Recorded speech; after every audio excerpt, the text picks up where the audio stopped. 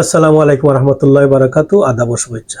প্রিয় দেশবাসী, আসুন আজকে আমরা যুক্তরাষ্ট্রের বাণিজ্য চুক্তি নিয়ে কিছু আলোচনা করি। পুরা বাংলাদেশ বর্তমানে এখন জানে যে এই বাণিজ্য চুক্তিটা একটা গোলামি চুক্তি।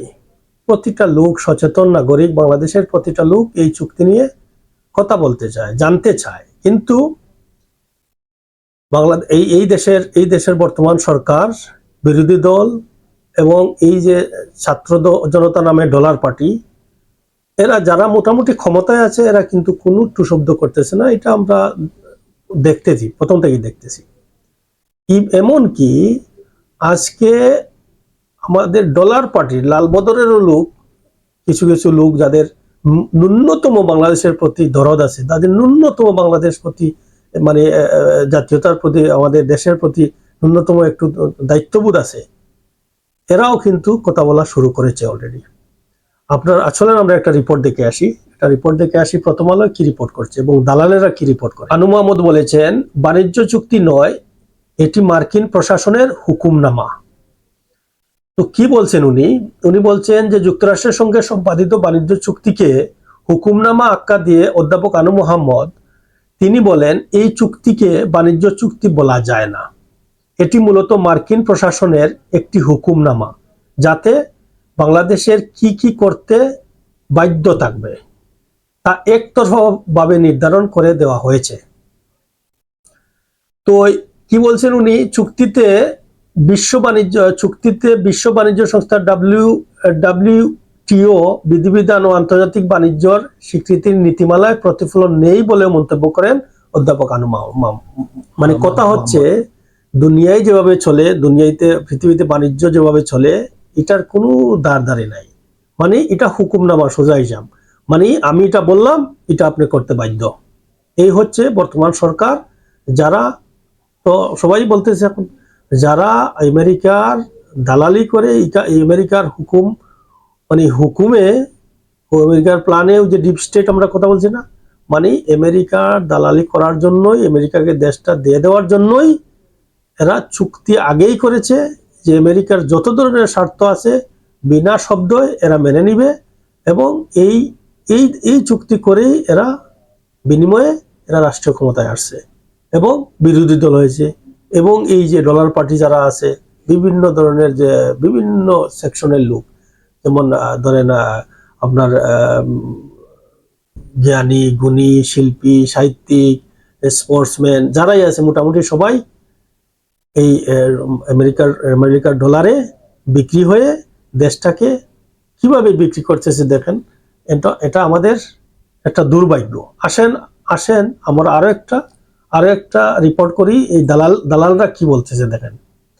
এখানে আমার দেশ, আমরা সবাই জানি আমার দেশ, এটা হচ্ছে গিয়া বাংলাদেশের বিরোধী যত ধরনের আছে, আমার দেশ কি রিপোর্ট করতেছে এবং সরকার আমার দেশ রিপোর্ট করতেছে। তো এটাই যে সরকার যেটা করতেছে, সরকার যে কাজটা করতেছে, সরকার কি করতেছে, আমার দেশ রিপোর্ট করতেছে প্রধানমন্ত্রীর প্রতিরক্ষা উপদেষ্টার সঙ্গে মার্কিন রাষ্ট্রদূতের সাক্ষাৎ। মানে দেশের সচেতন নাগরিক ব্যস্ত হচ্ছে এই আমেরিকান চুক্তিটা কিভাবে হইল, কেন হইল, এটা বিস্তারিত জানার জন্য। কিন্তু বর্তমান সরকার পড়ে আছে এক চুক্তির পরে অন্যান্য চুক্তি। প্রধানমন্ত্রীর প্রতিরক্ষা উপদেষ্টা MK শামসুল ইসলামের সাথে বাংলাদেশ নিযুক্ত মার্কিন যুক্তরাষ্ট্রের রাষ্ট্রদূত ব্র্যান্ট ক্রিস্টেনসেন সৌজন্য সাক্ষাৎ করেন। 3 সদস্যের প্রতিনিধি দলের এই সাক্ষাৎ মঙ্গলবার ঢাকা সেনানিবাসে অবস্থিত সশস্ত্র বাহিনীর বিভাগের প্রতিরক্ষা উপদেষ্টার কার্যালয়ে অনুষ্ঠিত হয়। বৈঠকে বাংলাদেশ ও মার্কিন যুক্তরাষ্ট্রের মধ্যকার বিদ্যমান চমৎকার দ্বিপাক্ষিক সম্পর্ক এবং পারস্পরিক স্বার্থ সংশ্লিষ্ট বিভিন্ন বিষয় নিয়ে আলোচনা হয়। বিশেষ করে দুই দেশের মধ্যে সামরিক পর্যায়ে পারস্পরিক সহযোগিতা বৃদ্ধি, অভিজ্ঞতা বিনিময় এবং প্রশিক্ষণ কার্যক্রম সম্প্রসারণের বিষয়ে তারা বিস্তারিত আলোচনা করেন।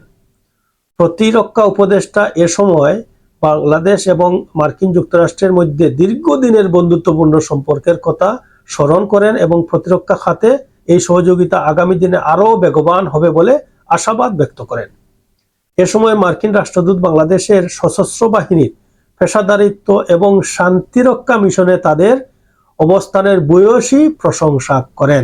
আপনারা এখন আমরা যতটুকু বুঝতে পারলাম, ইভেন দো আনু মোহাম্মদ একজন লালবদর ছিলেন, ওনার অনেক দেশবিরোধী কার্যক্রম আছে, উল্লেখ আছে যে উনিও ডলারি বিক্রেতা একজন জ্ঞানপাপী।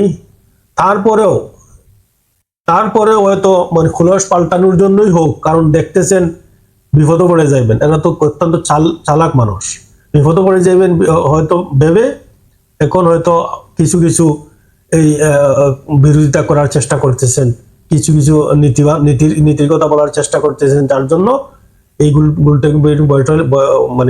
গোলটেবিল বৈঠকে গিয়ে এইভাবে এটার বিরোধিতা করতেছেন যে এটা হুকুমনামা, এটা কোনো চুক্তি নয়, এটা বাণিজ্যর আওতায় পড়ে না, এটা হুকুমনামা।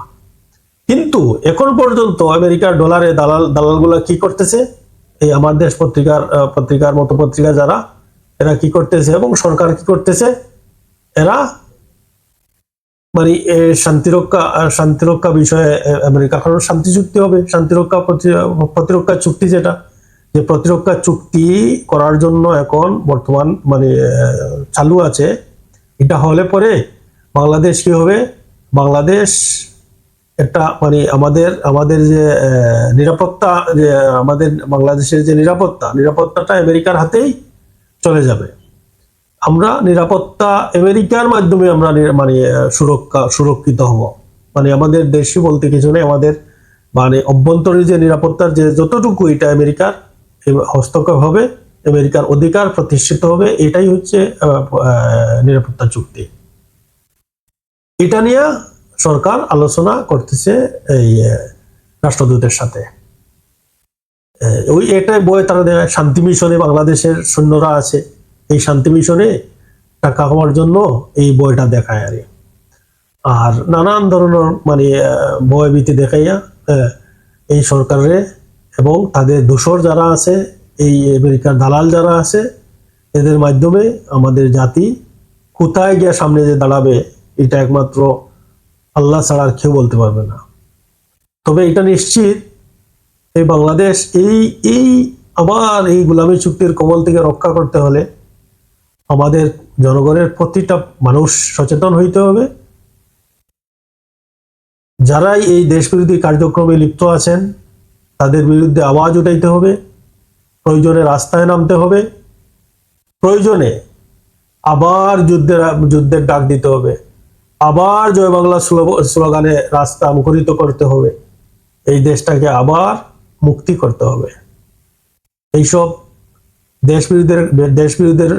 দেশবিরোধীদের কাছ থেকে বাংলাদেশটাকে আবার হয়তো আমাদের মুক্ত করতে হবে, আর তার জন্য সবাইকে প্রস্তুত থাকতে হবে। সবাই ভালো থাকেন,